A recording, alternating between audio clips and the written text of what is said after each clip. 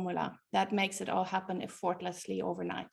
And there's also not one solution that fits all, but there's a variety of tailored solutions. And I find it very important that they are tailored to every single situation, because we deserve this, I must say. And doing this, as we are saying, abroad, adds a little bit more to our plate, because most probably there are not many other speakers of our home languages, not much support maybe in the community, and our home languages might also not be the school or the community language or languages. So first of all, I would like to thank all those who have answered also the questions when you signed up. So I couldn't resist to just give you some statistical data. So the languages that you all speak at home, there are 35 languages, different languages. This is a data that I received from Anna yesterday evening. I know that some have signed up today, so they might not be in this graphic. But anyway, I think it's quite impressive. And what you can see is that many have English or maybe Dutch as the language that they speak among them, the partner, and them at home as well. So, and the amount of languages in the family spoken. So we have families that speak one language, you see, that's 15.3%. And this was the data of 76 people who signed up. So I heard here that there are more than 90 who signed up at the end. So it's not all of you, but it gives you an idea. And then there are some who have 2 languages, up to 5 languages, which were one family actually. And the age of your children. You see, this is between 0 years old. And here I included also those who are still to be born, because we have some parents who are still expecting a child or are planning to have a child. And which I find amazing that you are interested in this topic and that you think about it even before the child is on his or her way. And we have the oldest child that is actually 21 years old. So you see the whole range between not even born up to 21 years old. So thank you also for asking some of your questions. I have structured the whole presentation, the whole webinar this evening, based also on the questions that you have shared with me. So I hope that that you find already some answers there.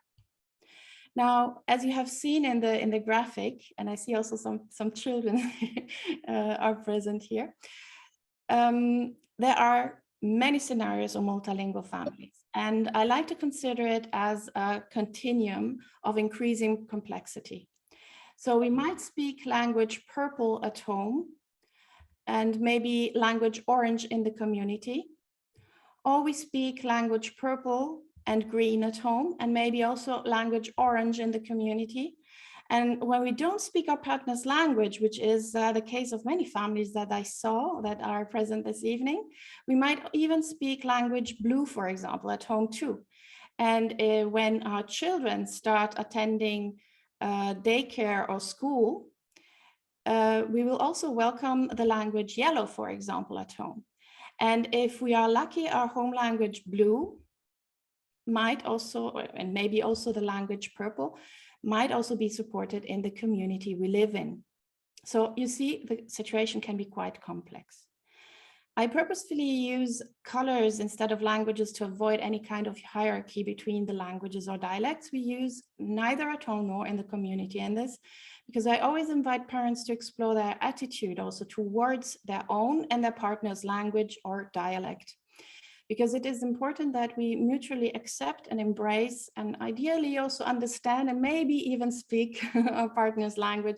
I'm perfectly aware that it is not always possible, but a little bit of an attempt is always welcome, I think. And we want to make sure that we both or all use the languages or dialects we chose to speak with our children. So there are several family language strategies that can be adopted, and I have a video about them. And they can be combined also and adjusted over time. So you can find it through this QR code, as I said at the beginning, and just to repeat it for those who just joined us later. I will share these slides with Anna and she will share them with you. And So when both parents speak, for example, a different language with a child and speak a third language among them, the child will understand the third language and become a so-called receptive bilingual or trilingual, so to say. So he or she will understand it, but maybe not speak it unless prompted to. And this is something that every family can decide for herself, and depending also on how the children react. Many families hire maybe a babysitter who can cover this additional language, especially when the children are very young. Now, when we have children, we can just start and see how it goes, right? What is pretty easy for families who speak the same language as community becomes, though, increasingly more challenging for families with 2 or more languages at home. So we can either start and see where this all leads us, or we do the same as with projects that we are usually very serious about. And I hope you are serious about that project as well. I like to see it as a project, as a team project, so to say, and actually follow Antoine de Saint-Exupéry, the author of The Little Prince, who says a goal without a plan is just a wish. So we can make some sort of a plan. I hope that you are not so against plans, because otherwise we have a little problem, but let's just go ahead. This means that we should know what to expect and get informed about possible hurdles and possible outcomes as well. And we can discuss and agree on several aspects with our partner, with the community, with teachers, with everyone who is in our village. I'm going to talk about this in a moment. So no matter if we do this before our children are born, or when they are babies or toddlers, or when they are already a bit older, we want to decide who speaks what language and when and with whom. We want to know what language strategies would work for us as parents and our children, and also what language skills do our children actually need, in which languages, and up to what level of language fluency to function, not only at home, but also in the community, at school, with extended family and friends, for academic reasons and others. And we want also to know, how do our children actually use the languages, and how do we use the languages? It's a little bit more complex. And we want to know, how can we combine the home languages and the community languages or the school languages in the most effective way, right? To have a good, a positive outcome of everything. And of course, there are so many ifs and hows and whys that we are going to encounter along the way. So I help families with finding answers to all these questions and accompany them throughout the journey. I've designed a family language plan for multilingual families that each family works on throughout the years. But one can do it also for themselves. There's a lot of literature about this. And I have recently also started or made accessible an online course for parents of children between 0 and 4-year-olds.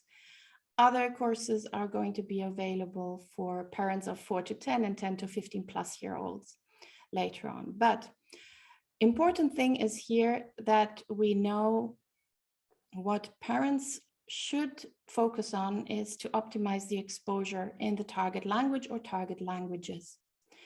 To talk a lot, this means actually to talk a lot with the child, not to the child, and to connect through gestures and language, and prompt the child also to respond with gestures, with eye contact, with oral languages when the child is old enough. So for young parents or parents to be, it is important to define the languages spoken at home. This is now for the parents to be and the parents of very young children. So this is crucial to each speak with our children the language we are most fluent in as the primary language. We can add others anytime later if necessary. And here's a checklist that helps to find out which one it could be. So this is for the parents to be, like I said. So you can ask yourself or answer these questions for yourself. These are also part of the steps to take in my course. Can I make subtle jokes in the language? Can I express how I feel in the language? Can I express the language how my child feels? And can I sing lullabies, nursery songs, and do I know rhymes in that language? And here we need to add that, well, usually we are adult when we get children and we don't remember all the nursery rhymes, but it depends on how ready we are also to dig into a new language and to learn this all from scratch. Is this okay for us? Or do we want to refresh what our parents maybe have done with us? So it depends very much on ourselves and on the energy and on our language fluency at that point. And can I talk about family anecdotes in the language and give compliments and comfort in the language? And I might also add another point. Can I understand and say jokes in that language, which a friend of me just mentioned that is also very important at some point, maybe not with the youngest ones, but then when the children grow up, it's something that we want to be able to do. So some of us have even 2 or 3 languages that could be an option. And it's not always the first language we acquired that we want to pass on or that we are going to pass on to our children. Maybe we can discuss this afterwards in the question and answer section.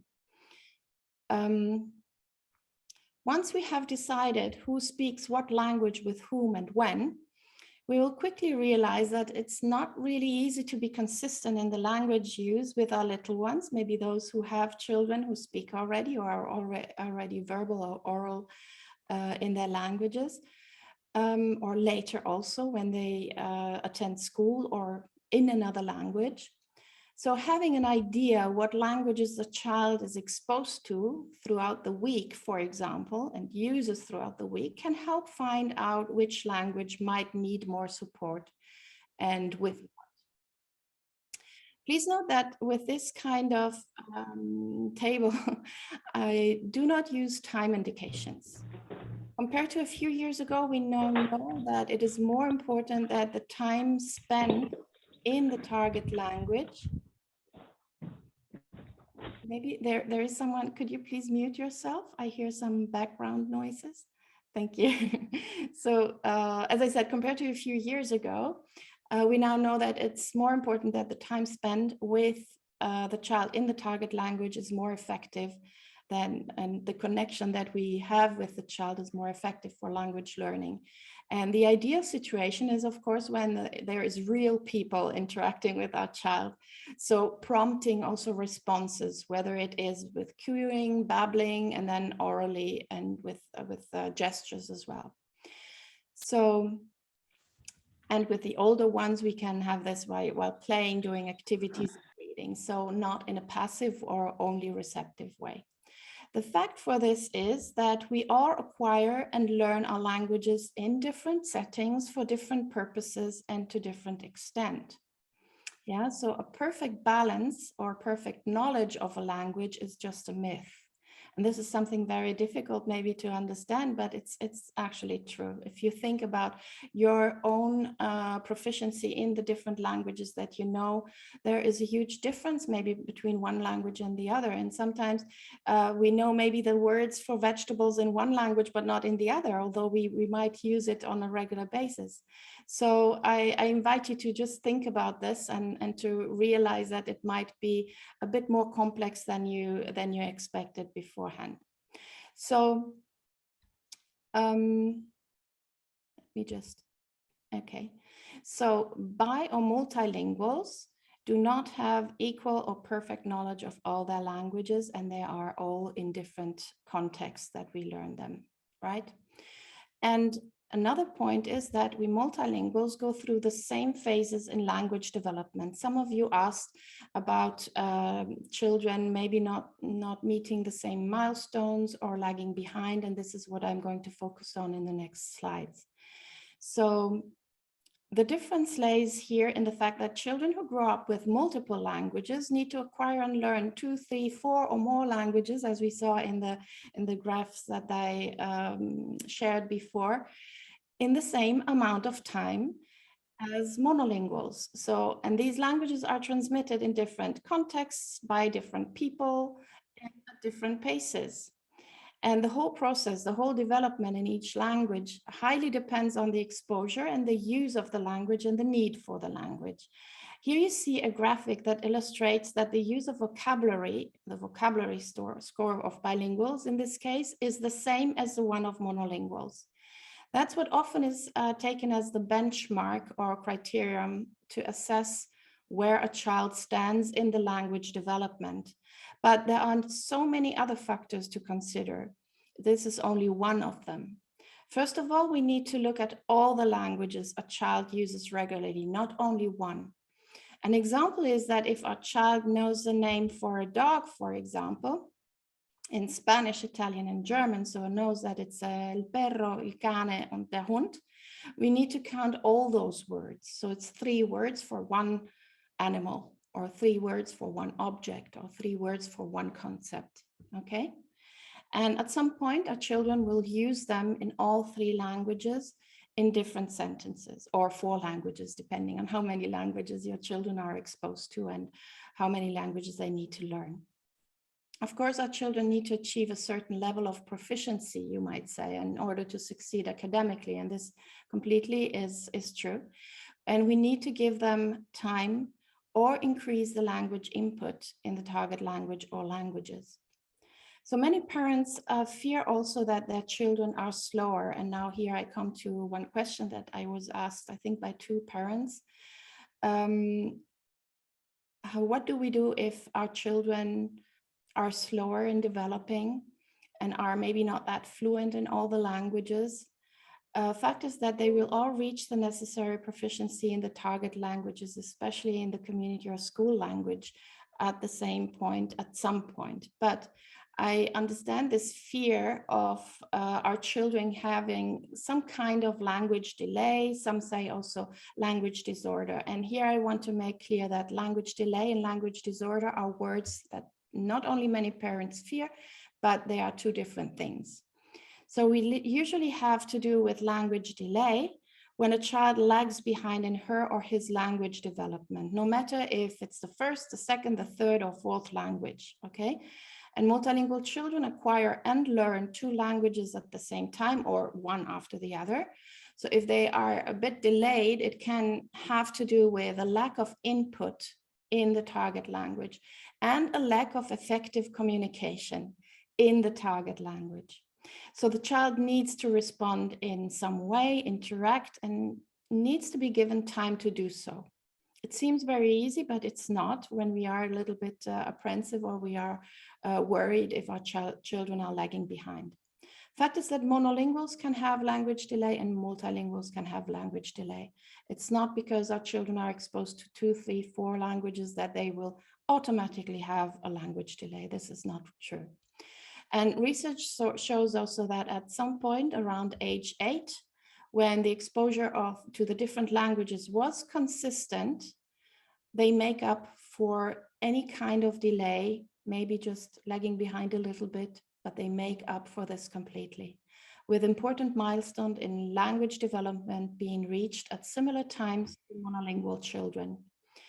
Ute Limacher and others have studied this very extensively. What makes it difficult to differentiate, though, between language delay and speech language disorder, for example, is especially when young children who are not verbal yet, so they don't use the oral language yet, or emergent speakers, so to say, lag behind the monolingual norm. So when it comes to speech or language development disorder, it is important to know that a multilingual child has speech or language development disorder. It should be visible in both or all the languages, not only in one, okay? So children, here are some things that children can struggle with, and have a look at what these are. They can struggle with finding words or express ideas. They can struggle with organizing sentences, or it's hard for them to find or to understand words, struggle with following instructions, or have difficulty paying attention, or difficulty with reading and writing when they're older, or struggle with pronouncing certain sounds that they should be able to pronounce at that age.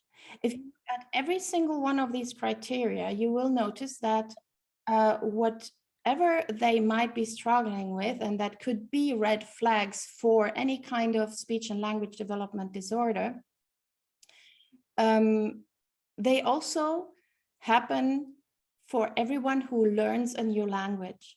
So when we learn a new language, when we are exposed, for example, to a new language in daycare or at school, we might be struggling exactly with all these aspects. But what we need to, as parents and as teachers or as professionals, where we need to focus on is to see, is the child struggling with all these or part of these aspects in one language? Which language, the home language or the language at school or at daycare? If it's only for one language, then the teachers, parents, and professionals can work together to help the child and give the child more exposure to the language and prompt the child to acquiring or learning the language more. But if the child is struggling with these aspects in all the languages, this is the real red flag to follow. That's to say, this is when we should contact a speech and language therapist, maybe an audiologist, maybe it has something to do with the hearing of the child, or even a child psychologist, and that are ideally also used to work maybe with multilinguals. But it's good to know when to worry and when not to worry. Okay, so another aspect that I wanted to point out today is whenever there is any kind of change in our children's life, it's actually the same that happens to us. Whenever there is a change, we can observe a change in the children's language use and development. And these changes are, I mean, you can continue this list. It can be because the child starts daycare or school, or daycare or school in an additional language or in another country.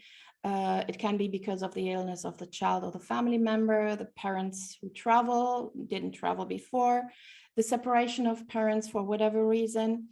The arrival of a sibling can cause all kinds of differences in language use of the child, and a move, any kind of change in the life. So these are the moments where I always say, okay, if you have any bigger change or a change that is affecting the child, maybe it's not affecting you, but it's affecting the child. These are moments where we have to focus a little bit more and observe the children a bit more closely to see, is there something going on?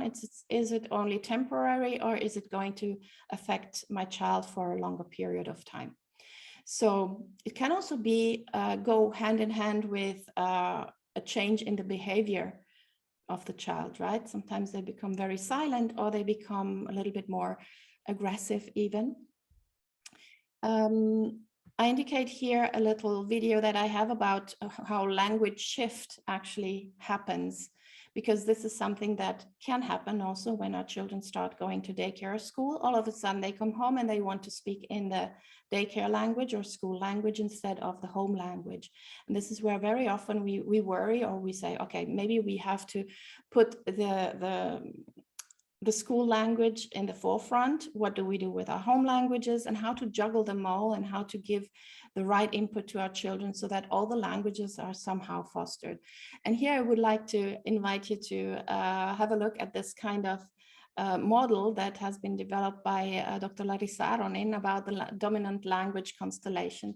So it's like different satellites or planets.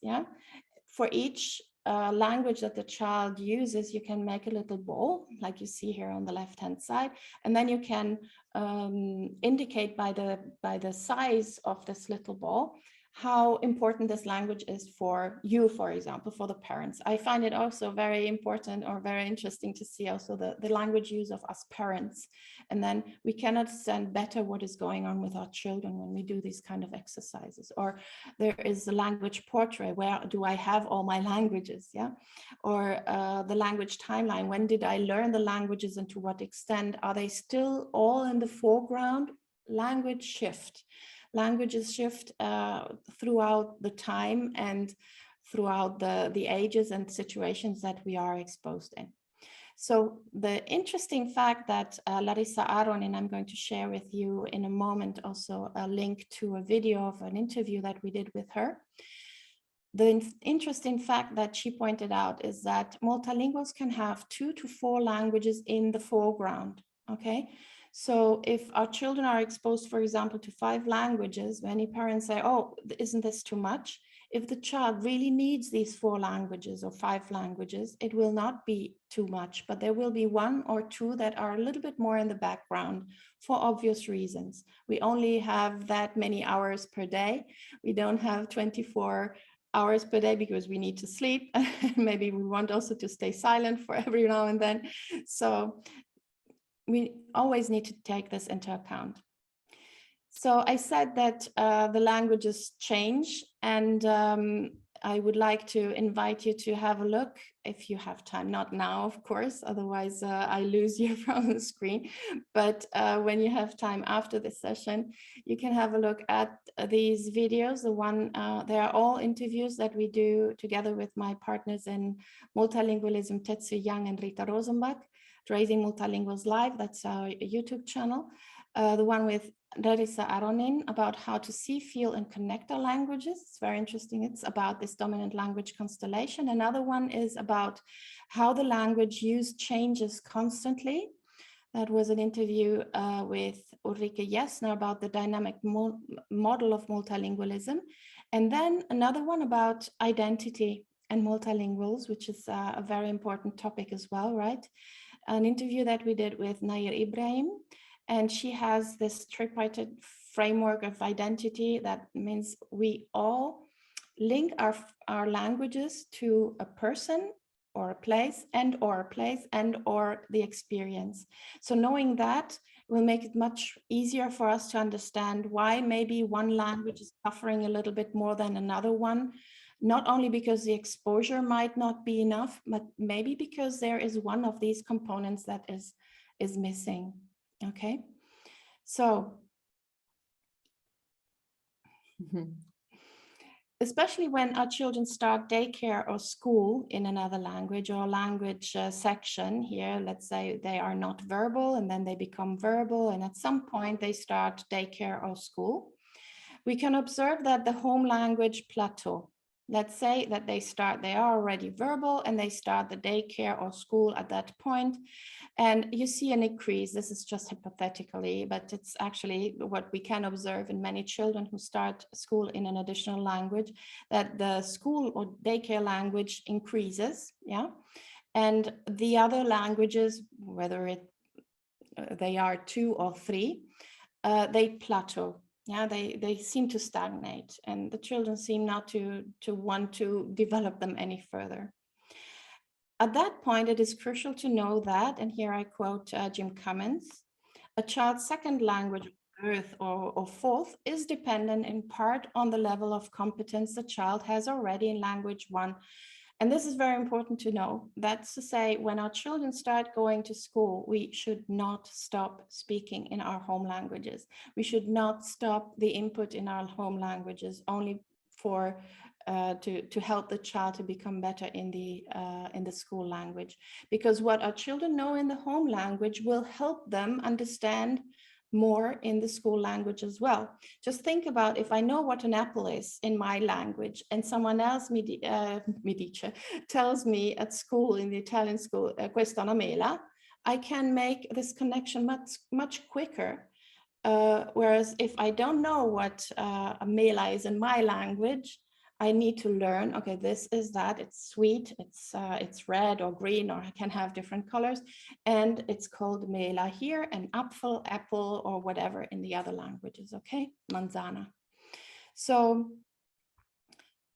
what is also important to know for this reason, what I just said, skills learned in the school language can be transferred to the home language and vice versa. Skills or knowledge in one language can be transferred. It's not that we have to do this process from scratch again, okay? But it takes time to become proficient, whatever proficient means, and in any other language. So I would like to quickly explain it with a framework that has been developed by Jim Cummins. I know that some parents have children who are already going to school or even older. So when our children acquire and learn their languages, they start from the BICS, so-called. It's the abbreviation to Basic Interpersonal Communication Skills. And that is the social language, so to say, okay? The conversational language, what they learn or what they acquire at home, for example, when they need to communicate in their everyday life, in social settings, maybe on the phone or on the playground, etc. So it is highly context embedded, and it takes between 6 months and 2 years to develop these basic interpersonal communication skills. This said, then at school, they go to school, and in a formal setting, they attain the CALP, the Cognitive Academic Language Proficiency.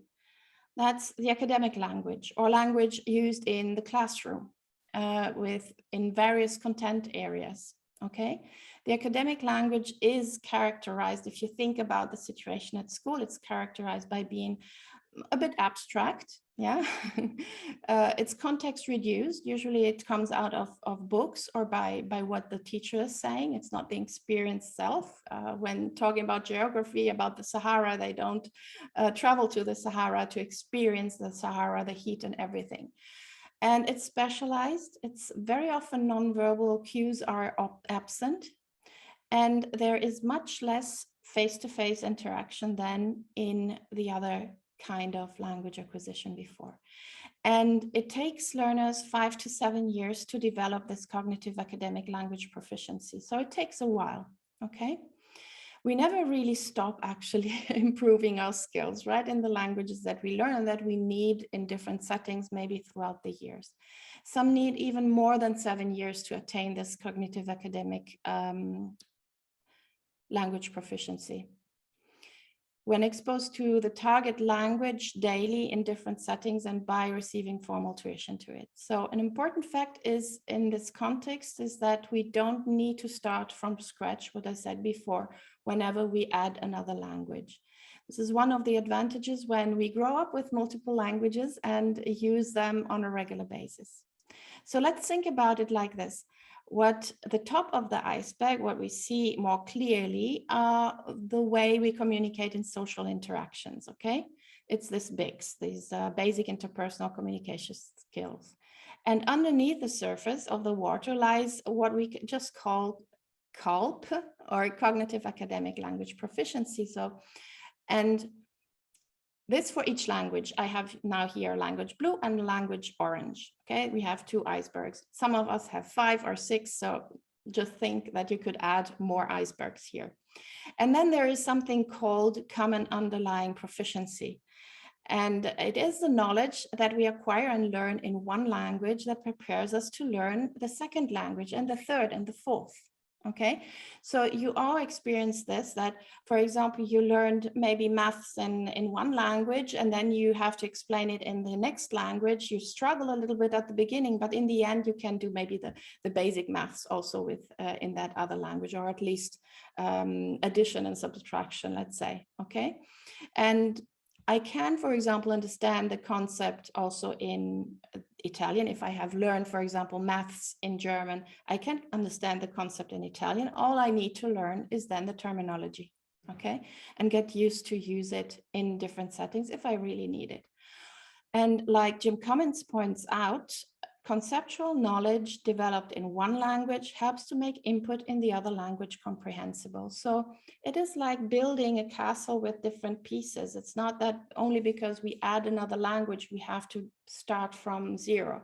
We start from where the child already is and build from there, okay? So what happens in the classroom, or what do we do if our home language actually is not taught at school? Here, I often say, well, if it's not taught at school, we can still ask the teachers for help and for support. Okay, they are the professionals. So we want to choose a school, first of all, where our child is allowed to speak the language, at least in the corridor and in the playground. It's very important for our children also to welcome the school language and not to feel the odd one out. Because as we saw before, at some point when our children go to a school where their language is not spoken, the home languages could plateau, and we need to become more active in fostering and supporting these languages. Now, an ideal classroom situation would be like the one described by Jim Commons again, where the classroom instruction encourages students to use their full linguistic repertoire, so they can maybe say hello or talk about something in their home languages as well. And there are schools who are doing this. And they do this in a flexible and strategic way. So they include it in the curriculum as a tool for cognitive functioning and academic learning. Now, this is a common goal also in most multilingual friendly educational schools. It's also something that we multilingual parents wish for our children and that our children need, because otherwise the fast attrition or even language loss can happen. Just think about how we all turn silent if we are not understood and if our language is practically ignored by the group. Yeah, we turn silent and we try to fit in and to learn the other language, because otherwise we feel excluded. We are not part. So if the learning setting is supportive to all our competencies, we feel encouraged, included, and we feel good enough and motivated to improve our skills in the school language. And what we wish to happen at school should also be reflected at home, or can be reflected also at home.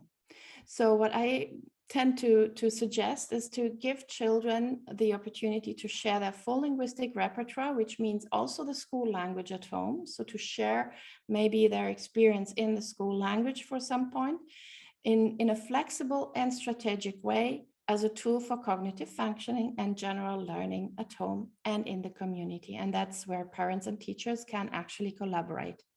So let me share briefly some example to show how scaffolding takes place. I don't know if we have teachers in the group today, but maybe they are more familiar with this kind of concept. What scaffolding means by supporting our children's languages. So scaffolding as a concept it's a process in which the teachers model or demonstrate how to solve a problem or to do something. And then they take a step back and offer the support if it's needed for the child, okay? So the theory is that when students are given the support they need while learning something new, for example, they stand a better chance to using that knowledge independently if you do the scaffolding. So we can do exactly the same also at home. Now, when transmitting a minority or minoritized language to our children, considering, of course, we are not teachers, many of us are not teachers, or most of us are not teachers, we need to go some extra miles, though, to make sure that we maintain our languages and we keep liking them, or our children keep liking them and are proud users of the language or dialect, whatever the home languages are. Whatever our children learn at school or in the community in specific situations and languages and contexts is likely to be stored in that language. And so we want to help them to make this bridge towards the languages that we use at home. And we only can do this by talking a lot, by being very interested, and by talking a little bit more. I know it's a lot of work, but it really is worth it. So let me share a very personal experience that I had. I learned about Charles the Great in French, Charlemagne. So I linked all my knowledge that I had about this achievements and everything that he did with the French name. I said, okay, that's Charlemagne. It was easier for me to make the connection with how he's called in Italian. So Carlo Magno, okay, Charlemagne, Carlo Magno sounds very similar, without even thinking about the meaning of the word. So, but when my cousins in Germany were talking about Karl der Große, they have more or less the same age as I have. It took me a while to make the transfer. First of all, because we don't translate, multilinguals don't translate, or children don't translate automatically. Okay, we store the things in the languages that we experience them, or in the context we experience them. So it took me a while to understand that Charlemagne was Karl der Große. They were telling me about the achievements. I said, it's the same thing that Charlemagne did. So were they cousins or something? No, they were actually the same person. It took me a while, not only because the name is different and because we don't translate, but also because the Magno or Magne is not in the vocabulary of an 8 or 10-year-old person. Usually you would use grande or grand, but not Magne. So the connections across our language repertoires are made only when we need them and we are prompted to do them, and we have to reflect sometimes a little bit longer. So another example is my children are using English at school and they have learned all the terminology in English. So we started very early on to do also a little bit of math in German and Swiss German and a bit in Italian, because these are the languages that we have at home. And we noticed that, well, the closeness of the terms, right, numerator and denominator, with English and Italian and French, that's quite easy. Yeah? That helped their peers who had Italian and French as home languages. But for my children who had mainly German or Swiss German as home languages, it required much more repetition and use of this context for them to enter these terms in their active vocabulary. It took really long time because they don't need it. I mean, when we talk at the dinner table, we don't talk about numerator and denominator. We talk about vegetables, how was your day, and everything else, maybe politics at the moment, but anyways, you understand what I mean. So these are all things that we need to take into consideration, and to see also how far we want and we can go as parents to bridge between the school language and the home language at any given point. It starts maybe with colors and shapes and names of heroes, and then it goes on and on throughout the childhood of our children.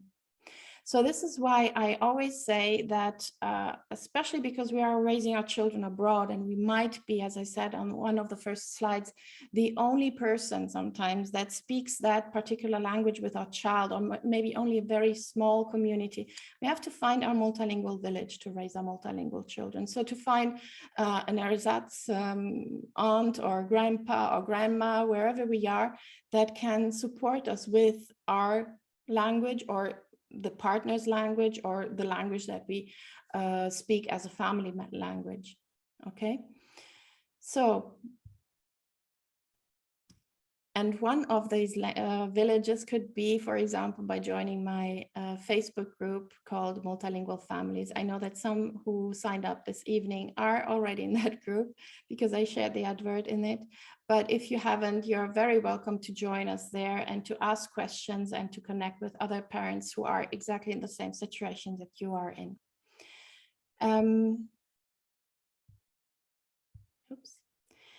So when it comes to deciding what to do with our children, or how to raise our children in the most effective way with different languages, I always say try to focus on the child first. Of course, also on yourself, what you can do as a parent, but also look, what does a child need to function in specific societal situations, with a family, with the friends, with neighbors, on the phone, via email, FaceTime, etc., or in academic situations when they are older. And what can motivate children, because our children need to be motivated. It's always only mom or dad talking with the child and talking about exactly always the same kind of topics. We want to let them guide us. Okay, they know what they are interested in, and if it is the same book that we read for the 1000th time in a row, it is that book. So follow the child's lead when it comes to the topics that they are interested in, and try to create language-rich contexts and great variety of them. Language-rich context seems a term very broad. What does this mean? This means that we can find resources. They can be either people who speak with them. I mean, people are not resources, but they are part of practically this village. We can find books, we can find magazines, we can find videos, we can find games, all kinds of games and activities that we can do with them, and find out what motivates our children. So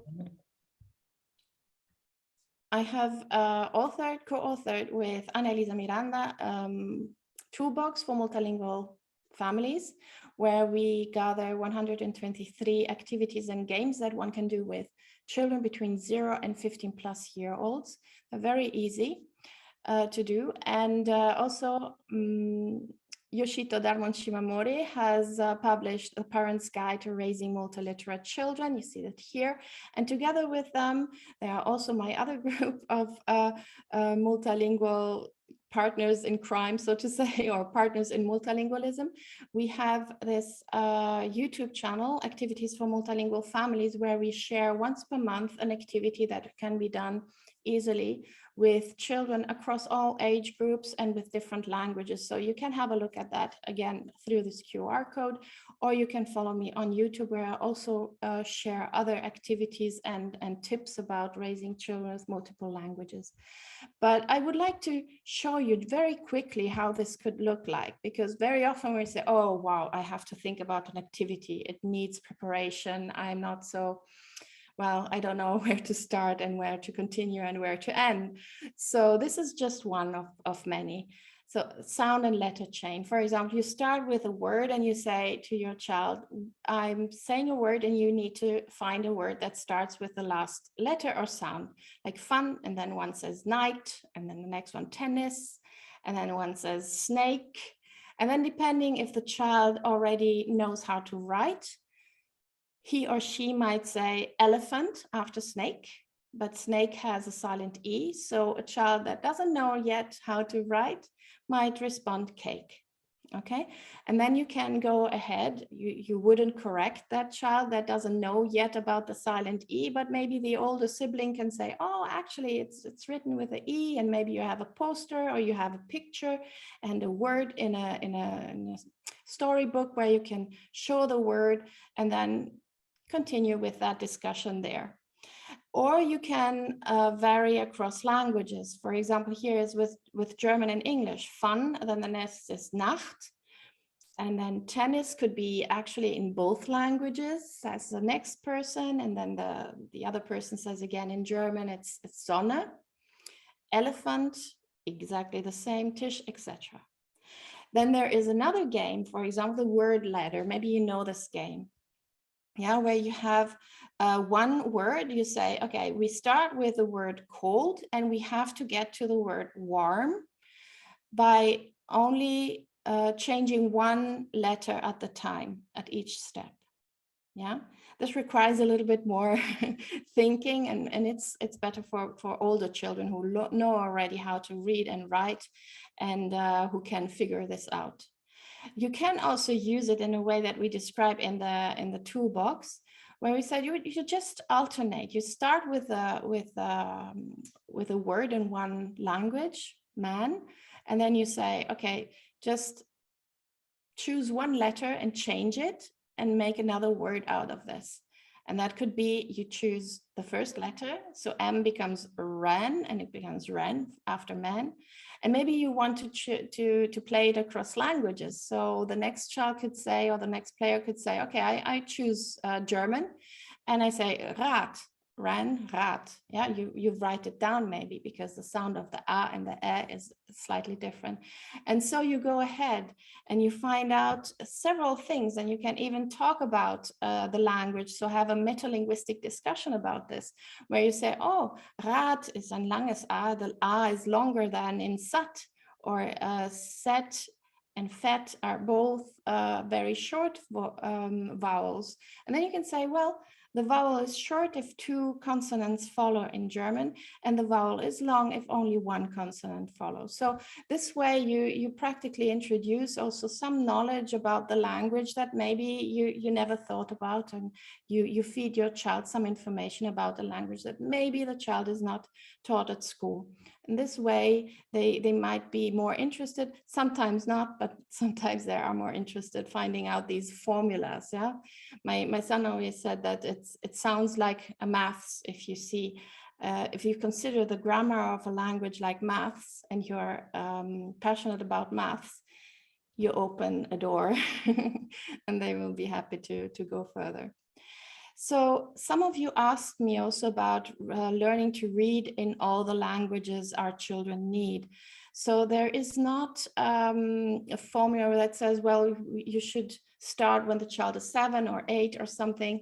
I always say it depends on when the child is ready.